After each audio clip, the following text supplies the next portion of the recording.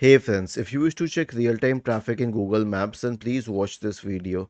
So first of all, you will have to select the location and then select directions from that location to, okay, let's say I will select this location to this location here.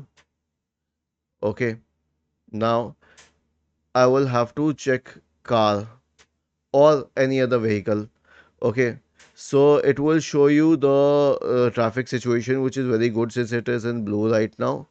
Okay, and other than this you can also click on these three dots here, and you can preview better what do we say, traffic routes in this case.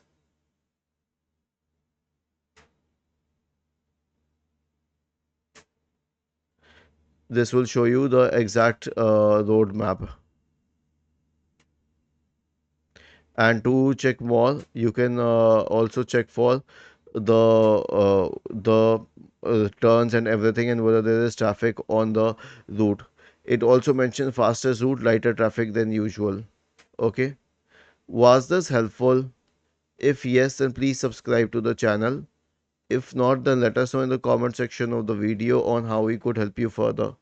Thank you for watching this video and have a nice day.